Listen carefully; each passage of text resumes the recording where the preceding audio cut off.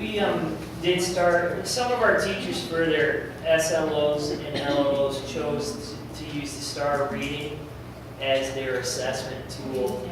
And the results were that we had some significantly low students in reading, and there was immediate concern. And it's kind of like, I don't think it's changed, but I think when you see the numbers and you see it in your face, it makes you realize a whole lot more of what's really out there. So what I did is I met with Trina, who is the reading coach at the elementary level, for us to kind of discuss what to do. And then we scheduled Trina to meet with the teachers who are using the STAR evaluation as part of their teacher evaluation, because they obviously have the first vested interest into how do we deal with the problem. And so Trina met and talked to the teachers about the STAR program, the reports, how they're used, things that you can do. And we've got 2 steps right now that we're moving on to. Amy Sykes is going to be scheduling a training with Rod Hooper for all the teachers that want further understanding of how the STAR reading program works, how to use the system to the best of their ability. And the other part was that a book was recommended called When Kids Can't Read, What Teachers Can Do, and it's for teachers of kids in grades 6 to 12, and we're going to do a book study with those teachers. So we bought enough books that everybody can sign out one, and then we'll move forward with that. The other, Shelley Cobb and I, and actually from the elementary school, Karen Dandro and Becky and Minnie, we all went to a workshop called Building Academic and Content Area Vocabulary in grades 5 to 12 that was put on over at at BOCES in Canton. And pretty much it gave us information on, from Bob Marzano, the 6 steps of teaching vocabulary, and feels strongly that it needs to be a directly taught vocabulary program,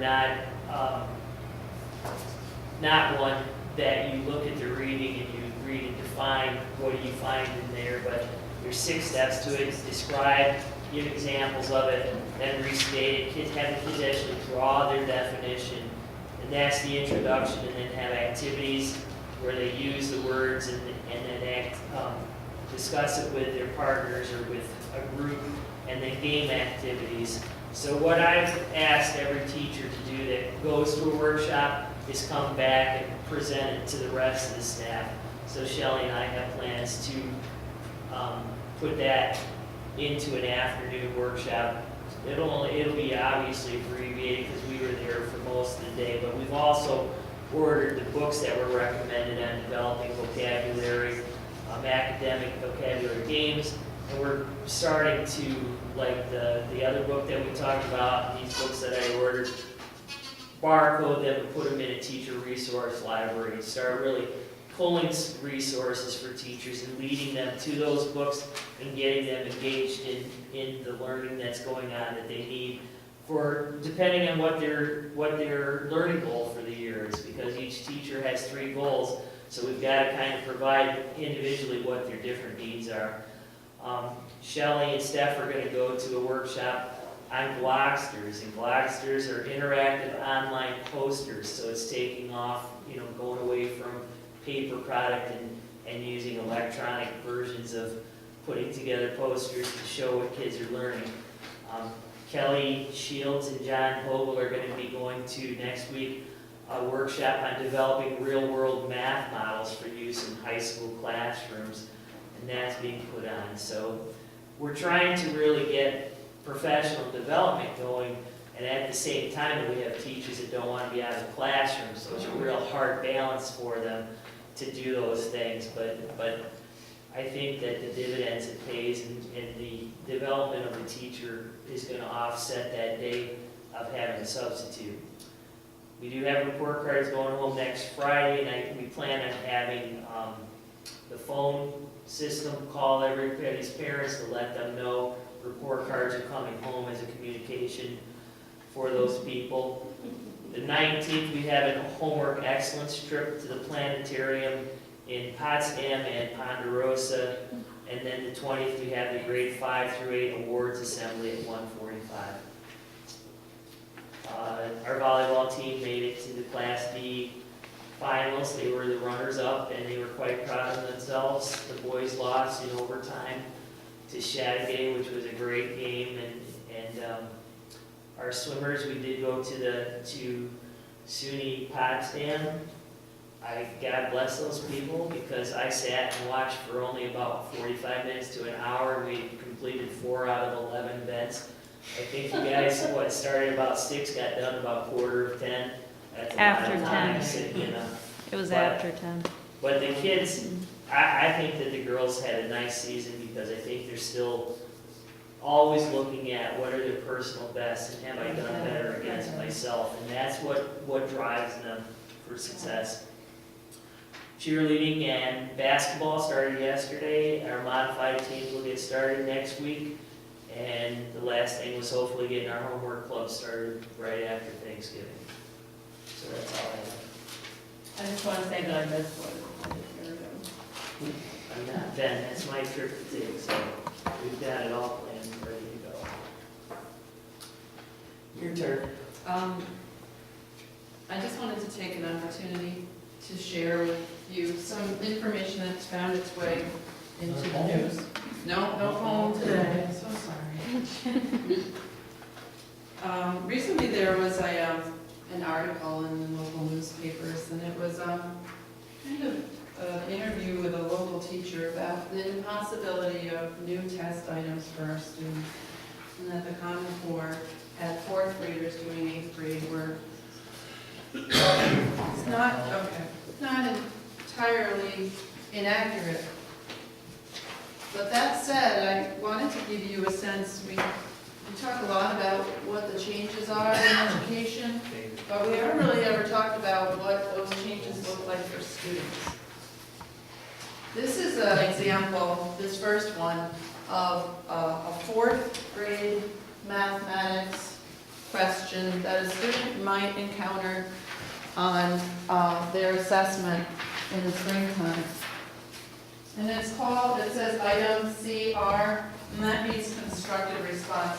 This is an example of what more and more of the tasks given to students are going to look like, that they'll be fully constructed responses, not multiple choice. So you might notice that one of the things going on in the 4th grade level is that students are using equations. There aren't a lot of 4th grade students necessarily who will be fully prepped to use equations come this first round of assessment. Now the good news there is that statewide they won't all be prepped. I mean, we have a big gap in learning. So we will all be normed against each other in this great catch-up experience. But it's not impossible for students to do this work. One of the biggest, most important tasks I think I may have this year as an elementary school principal is working with our teachers so that we all believe our students can do this work. We can write articles all we want about the impossibility of this work and that 4th grade minds can't do it, but it's not true. We can find lots of reasons why they can't do it, including the fact that they have a cultureless home, no books in that home. We can find all those reasons, and they're all legitimate reasons. However, they're not going to change the kind of work that we're going to have to do internally to make differences for these children. The ante is upped because if we don't provide this skill set and their ability to do this work independently at much younger grade levels, their ability to sustain reading, and I'll show you this one in a second, a 3-page Greek classic combination story. It's more or less a metaphor for the kinds of rigor and skill they're going to need to be able to get something other than entry-level service job in the future. This second piece here is, this is a grade 6 ELA constructed response. This comes after 2 fairly dense passages on Greek myth. I'm so glad you didn't say that one was 4th grade. What's interesting, and it kind of goes back to the conversation we were having earlier, is that we do have to acknowledge that we have a big population of students here who do not have books at home. And I'll start to show you some of what the state is providing us, and saying that they're exemplars of the kinds of materials that we should be teaching our kids, but really they're the mandate for what we should be teaching our kids. And they all head back in time. I mean, Greek mythology, I know we do study it briefly now. It's sort of a micro myth unit, but we're heading back to the classics. The kindergartners will do a tremendous amount of work with fairy tales. But unlike just sort of experiencing the fairy tale, one of them, for instance, I was looking at today, is roses are red, violets are blue. And there's actually active discussion children have to talk about color. So when you talk about some kids not knowing their colors in kindergarten, the people who have put together, it's called Language and Listening, and it's for K through 2. It's just one part of this whole big chunk to get kids ready to be here, is there's no longer an assumption any of this is being done at home. New York State has identified a vendor who created materials for kids essentially coming out of impoverished homes.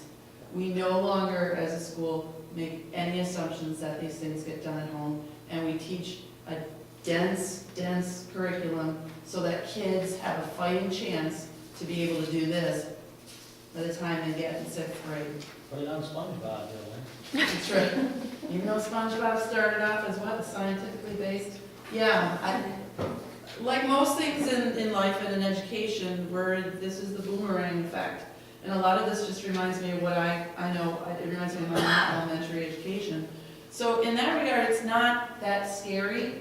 But it doesn't feel good for teachers to hear or feel that maybe some of what has been taught, maybe some of what professionals who sold a lot of books, maybe what both these people have told us, it no longer applies to our students anymore. Not if these are what we need them to do. And these are just little examples.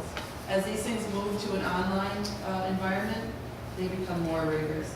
Some of these will send students out to look at 2 to 3 different websites to track information, quote it directly, and put it in a well-constructed argument.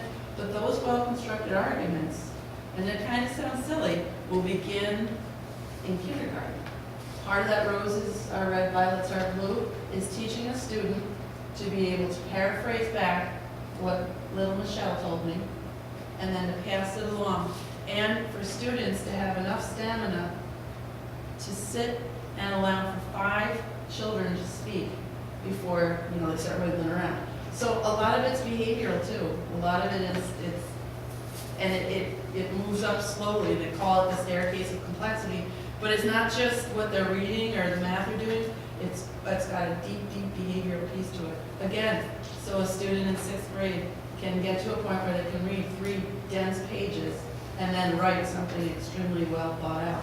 So we've got our work cut out for us. And some of the things we've been talking about, building academic vocabulary at each grade level, is the kind of work we have to do. But again, I suppose I bring this up for all of you as well. We have to believe and we have to find those children, those average children we know in our lives, who once exposed to these curriculums can do it. We just get used to what we think kids can do. But kids are capable of a lot, and we have to rise to give them what they're capable of doing. And it's not going to be great.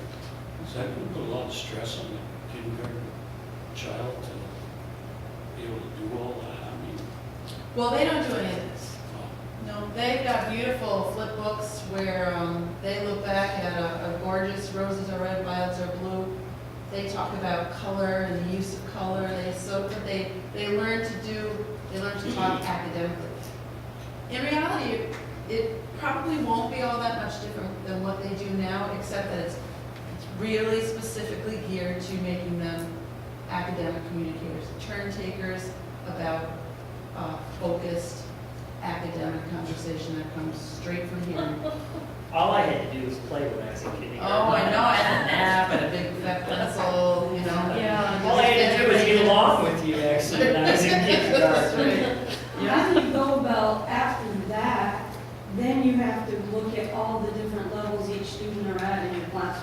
Well, so, I mean, that's a really good question, and the frameworks for teaching reading, phonics, and math that we have under development are in place now, they support that already.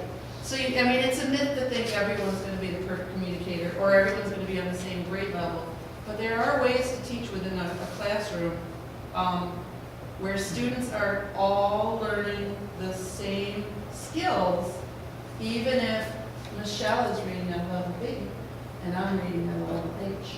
It's about the practicing of it, the I going. thought you were gonna be an A. So the teacher is still got to assess everybody, know where they need to be. Yep. You know, we're all gonna learn the same basic thing out of this story, but you're reading story A, you're reading story B, you're reading story C. Yep. So there's still all that evaluation that has to be done Yep. with that first test to see where you are. What happens to the kid that the parents have worked with and read and write and know their alphabet and everything else, and they walk in the door the first day? How do you keep them together without getting the kid bored or the other one lost, when the one who comes in can't tell the square blue box from something else? Well, sure, I mean, you could go into a classroom right now and find that out. But when you're in, at least what I can say is, if you're in K and 1, you're busy learning something. You're either busy learning how to socialize, how to take turns, how to tolerate others. You do have a teacher who probably has you linked up with some kind of activity. So, but what you probably don't know is that you need to maintain stamina for 5 whole turn takes. And so there is some behavioral stuff there that could be, That what may not have been covered at home. right, Okay. right. Yeah, or looking deep in, now you're just a more critical thinker, you get to look a little deeper into the text. And these texts are only like 6 lines long. And have the conversation about why did the author write that? What in the text tells you that? And there's a lot more like kindergarten-friendly ways of asking this, and totally go into that 11th grade. Yeah. Are we doing any assistance in those grades in any time during the day? We are, and a lot of the work that. For special ed Or we're rethinking how reading is staffed as you move toward a model where you've got more than one group. Because I knew we were doing groups at one time, you know. We've let go of that, I'm assuming. It's different setting. It's still, the kids are at the level at which they can actually read, but they're all practicing the same writing skills or the same comprehension skills. So that at some of those, all they need is intensified small group time. But in keeping it in-house, there's a couple things. One, you get the same individual providing the exact same thing to all the students, just thoughtfully grouped with, slightly different tasks. So no more We're not going to go. grouping of people everywhere, we're all staying in our own class unless you are a special ed person. Well, eventually. I mean, the whole idea is that I may come in as a C, but because I'm in a small group, I might move up and move into Michelle's group eventually. So it's not necessarily geography based, like everybody might not stay in the exact same room, just for, audio control. But mostly they will. I mean, I think the model came out of trying to have one classroom teacher meet all the needs of the student with no assistance whatsoever. I don't know that that's the most ideal way of looking at it, but it is doable. But, I mean, it's exhausting. It's absolutely exhausting. So, but we have our BOCES literacy coach. She is very supportive of those who so far are on board. Our next wave is that this will be fully in place for next year. And it is but one piece of how to get students here. But it's huge. Well, it doesn't happen in a day, we all know that. But I'm grateful for that model and grateful for Trina and grateful for your having thought of that Friday. Because it is definitely a means to get to where those students need to be at. Oh, I'm sure the teachers appreciate something good. They're a little. Yeah, I'm sure, yeah. At least they have something to go by. Yep, yep. Does that have any? Amy, I just want to say we're really glad that we have you. Fortunate to have you. I don't know where we would be if we didn't. Just a few things. Within your little packets in front of each of you tonight, you should have found a little card. That is your Section 10 card. It should have your name on it. It now only allows you into a game. It does not allow a spouse or a friend to accompany you any longer. Those people have to pay. Once you get to the championships and those types of things, you can't use those cards. But if you show those cards, you can get into any games free. So that's your one and only perk. That is a perk that Section 10 allows all board members to receive. We have to claim that. No, but you will be Yes.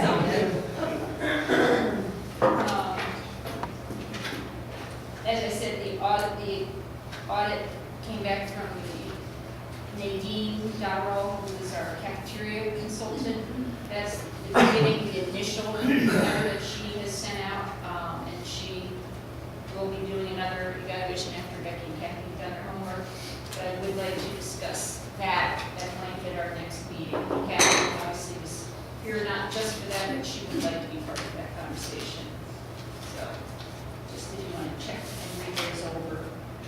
We do have a letter from the Bacons that we did receive. They are requesting to be able to use the gymnasium during the months of November through April, 3 to 4 times a week for up to an hour at a time, so that they can work with their 2 daughters with pitching and catching. They had asked me that, and I said I'm not at liberty, obviously, to grant that type of thing. She did then write it to the board. One of the things that I will just point out, my recommendation at this point is not to allow that. You folks have the right to vote and roll over. I feel like if you have one family coming in to use the gym for an hour a day, 3 to 4 times a week, how many families will want to come in, use the gym, use the computer room, use the library, we don't have custodial staff to monitor, to oversee it. We would have to have contracts if things get broken and damaged, especially when we're whipping softballs. I was a pitcher. I know what that entails. Lori will be starting pitching and catching camp on her own time in January. I know that these are parents who are very devoted to their 2 girls and to their girls going to camps, and obviously benefits the school ultimately. But I know we've had discussions, with groups coming in, some groups for money, some groups not for money. I just feel like this opens itself to the family who has 6 or 8 kids and wants to come up and play basketball twice a week, because come winter, their kids can't get outside and play, and it's going to be a scheduling nightmare. Will we have to watch over? Well, we don't. Right. That's my only, I know that even still with some of the night events that we do have, when the parents are coming to participate in events, that custodians are chasing children down the hallways, which is not supposed to be part of your job. But again, in the end, I did tell Bacons it was the board's ultimate decision. I just think it opens us up for a lot of different things. So I'd like to open that up for discussion, just real quick for the next 2 or 3 minutes to see what people think about it, feel about it. And then I do have a list of other things. But again, that's my recommendation. I get paid to look out for the district's best interest, not for families' personal best interest. Is the use of the gymnasium on our school use fee schedule? Well, we don't use the school use fee schedule anymore, but we don't charge anything. So any group can use, the gym, the cafeteria, those types of activities and events. We do Keyword still there, have, group though. Yes. Any group we do have isn't it normally either somebody with insurance or a staff member that's in charge? Well, Like, or is it, sponsored through AAU that has their own insurance, Right. or, or, I'm trying to think of, I know like Fred used to have open basketball, but he that was was in charge. covered through AAU. well, Did you Billy feel- Davison is doing open gym, Yes. and he is He's a staff member, you know, He's a coach. Yeah. He's a coach, and he also has been involved During in basketball, children play. right. I mean, Yeah. the younger grades coming up now. Did you say that Lori is starting the pitching? In January, she was in January, so there is something else available. Lori, where is Yes, I did speak. what was her opinion? I didn't really ask if I would share her opinion, because I'd rather not. I mean, She's the athletic director. right. I think as long as in January, there is gonna be something going on. I don't know why they couldn't piggyback with that time. If somebody's already gonna be in there doing pitching, why they couldn't wait till Well, January and it's once a week, and they're No. looking for four Yeah. They days a want week 3 to at 4 least. times a week. Lori's would be a once a week. Right.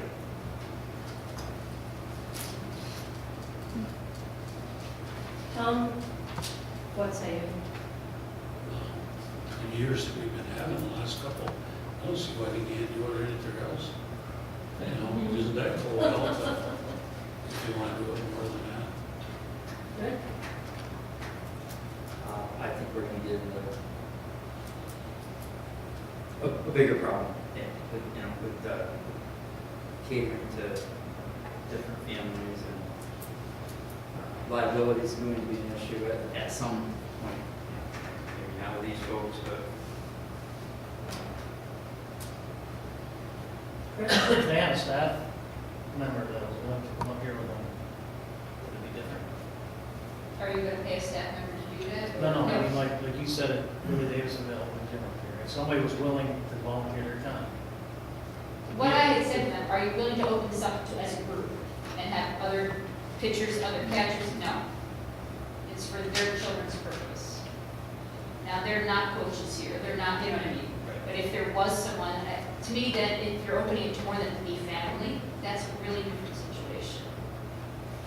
And that's Well, and with our aerobic group that came in, she had to be certified to show that she was, you know, she was qualified to run the activity and everything, and insurance and the whole bit. So- well, I don't see that as this kind of thing. I see it as more Billy's thing. Billy's doing it to improve his sport. He's having open basketball, But open he's a gym. hired coach that's certified to Right, coach. Well, and like Chris said, if you had a staff member who wanted to come in But is and, it a certified coach who has first aid and CPR, who has, or is it just any staff member that you knock on the door and say, I guess would what you I- be willing to do I this? guess what I was trying to ask, if a modified softball coach was willing to come up here and work with these girls, would that be the difference scenario that just happened? To me, that's very good, Yes. because That was my it's, question. but not just the two girls. but not just the children. If she wanted Any to have, child yeah, wants to if you wanted to Right. come and pitch and catch or whatever. Like, when Billy called this time, and I said, Billy, are you looking for just boys? He said, well, I said, it really should be boys and girls. Okay, I'll do boys, and then he was willing, 7 through 12 boys and girls. And that's, you know, when you limit it to just basketball players, then it's not open gym. right. Yeah, that's, I'm surprised Patty hasn't volunteered her time to open up the gym for pitching and softball, or pitching and catching. She's not coaching. she's not coaching. She's not? Who is So I guess modified? in this situation, we can't let it happen. Or my vote is no, I guess. I don't think we appointed anyone. We don't have a softball modified yet? JV girls. Jason basketball.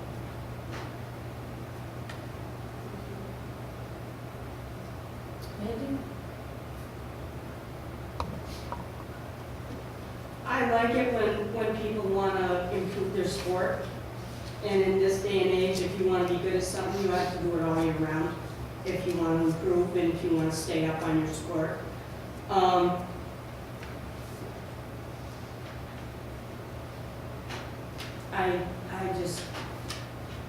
I don't think it's the way to go all by themselves.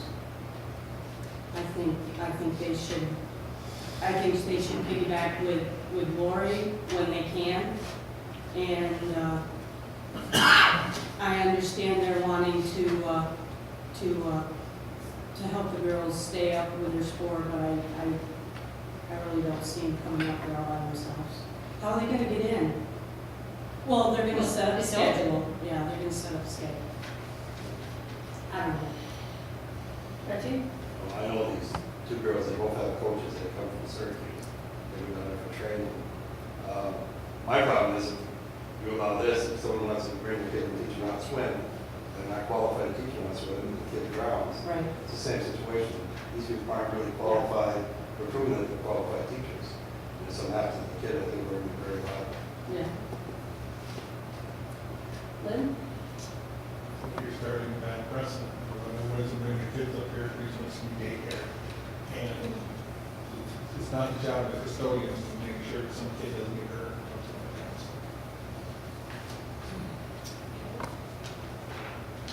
So I'm in agreement with all that. I don't think it's good to know them. Sounds like we're all in agreement with that. I'm sorry. All right, thanks, Kay. Freaking me out. Jeez. Okay, we did get, both of the Oh, it's getting MOAs. late. Wow. We did get, well, I was still pondering, I thought of it, that's why. We did get both of the MOAs signed today, by both unions. Congratulations. Stating that we have agreements. So they are posted, Kate did put these on as of tonight, I know that everybody probably has not gotten to read them completely. We are looking to get them ratified so that we can move forward. But the committee members of each of the unions, I thank you. I think that the process went much, much nicer this season. Yes. Much more polite, pleasant, and respectful than it has in the past. And I think that the staff would say the same. I think everybody was pleased, and I think that's why in some ways it went as quickly and as well as it did. So it was a much more pleasant experience. One of the things I do need to bring up, graduation, I cannot get the answer to this, I've asked. I cannot make graduation on 6/22 this year. I will be out of the area. I'm not sure if you have to have a superintendent at graduation, or if what's everything's already signed and it's okay. One of the things the superintendents have always said at every graduation, by powers invested in me, by New York State, da-da-da-da. I did put an email out, please check through the law books. I don't know, and I hate to ask, if it was changed graduation to a Friday night, and we need to know by November 13th. Yes, today. We have to call Jocelyn first. I mean, tell them all, they can't give an answer to that question. Well, I called to our local BOCES thinking I would get the answer and did not. And it's just, it comes back to this person's out of town here, this person's out of town there, this person's in Albany. I don't know how you trust them if they told you anything. Wait 5 minutes, they'll take it. Well, and that's why we have, notoriously, the school has been a Saturday night graduation. It's, every 18 communities, it's either Friday or Saturday. So at this point, I don't know what to say. I cannot make the Saturday of June 22nd. Let's schedule it for Friday night, pending the answer we get from Albany. Well, there's not gonna be any changing it, right? Because something, Well, once we change it, then the announcements are already printed. And Justin's our company who does our things, needs to know by tomorrow. Why do they need, that's crazy. Why do they need no 6 months in advance? That's crazy. Don't they want a business? They're They- pretty- They've come from cap, they've already taken cap and gown orders yesterday, or the 9th.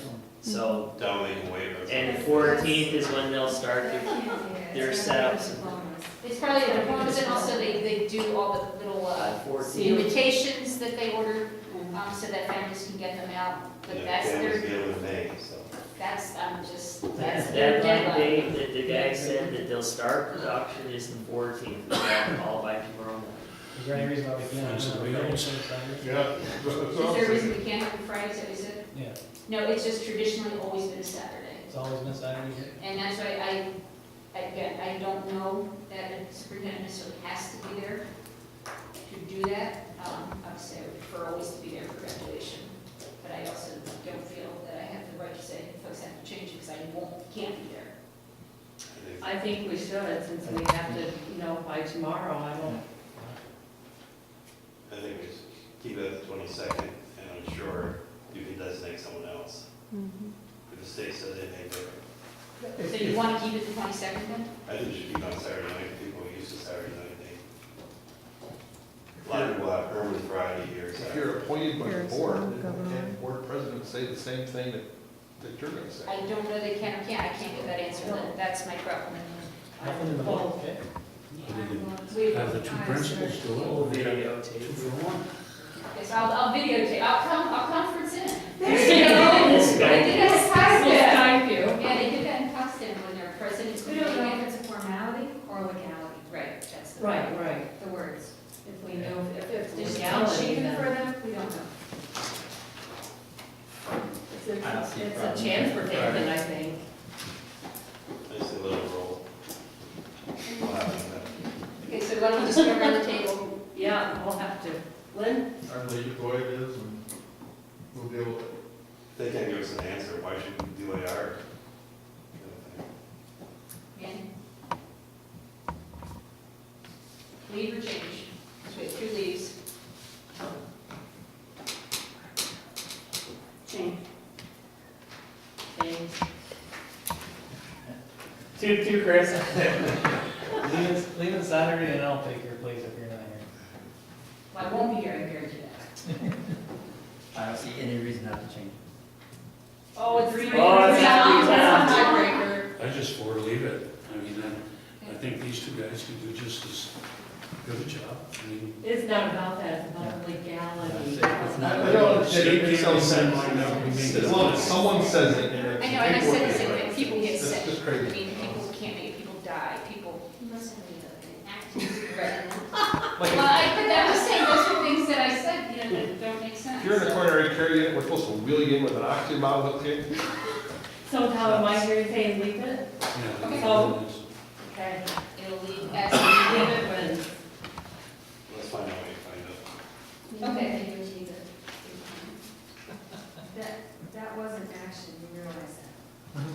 oh, so We'll we have need a to- resolution. We will, That that won't wasn't. have a resolution because you didn't have a quorum. You didn't have 5 people say yes. Oh, yeah, you're right. I just want to throw that out there to you, that what you just did was fine to talk about, but you didn't take any action. We would have only taken action if we did, if you It's made nice that you mistakes. said what you did, but he's not here. That's true. Okay, okay. Because if So you we didn't change it, change it doesn't anything. have to be discussed. We didn't change anything. You know how you want to win. I don't know what to tell you. So it stays as it is.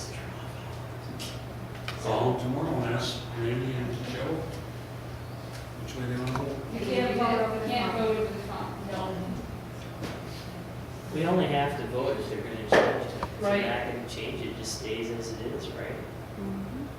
See if we- It's ours. They're not making any Yeah, changes. we'll have a discussion. We just had a Right. discussion. Right, yeah, Okay. it's just a discussion. Hopefully, I'll get. Tomorrow passes and Johnson's can't change anything, it's on Saturday. No They're matter what they asking, vote. maybe. Maybe they'll give us an extension. Yeah, I don't see that. Okay, the last issue, last thing I had, we just turned out tonight, was the EK staff holiday party. We will be having that, inviting all staff members of every group. It's Friday, December 7th, it's at the Edwards Fire Hall. You can read the gathering time dinner will be at 6:30, the menu is there. We will need the RSVPs by November 28th with your payment if you choose to go, we'd like everyone to go. We will be sending to retired staff members as well as board members. So hopefully you will join us. So we can just bring this back to the next board meeting. Is that? With a check. Yes. 26, yes. Should I have them move the dancing pole or leave it there? Say that again? Should I have the fire department move the dancing pole or leave it there? Are you dancing? Is there really out there? Well, we don't have a band. Oh, At this point, there's no band included. The leader of the unions wanted to do that as well. Tell Joe he's got to do it. You didn't tell Joe. I'll do it. One of the things that's been hard is that sometimes people don't stay for the band, and then it's kind of embarrassing. So, Usually, the bands turn up the volume so loud, people want to talk, and if they drown them out, you could have somebody just subtly in the back, you know, It makes it Little nice. soft music. A nice little Yes. DJ. I thought I could Somebody talk with an Joe. accordion. I thought I could talk Joe on the same. Joe did Yes. that before for us. Joe did it before for us. He did. He was paid, money paid. We passed that. We could pass that out. I can talk. Yeah. Nice beer. That's it for me. Okay. Well, then, can I have a resolution to go into executive session for the purpose of discussing pending or current litigation, collective negotiations, and matters leading to the appointment and employment of a particular person? That's just getting so late. Can we finish? Yes, it is now. I'll move Mandy, It's my who is bedtime. Reggie, Yes, we can. all in favor? I, No. Any opposed? Motion is carried, we're in executive session at 10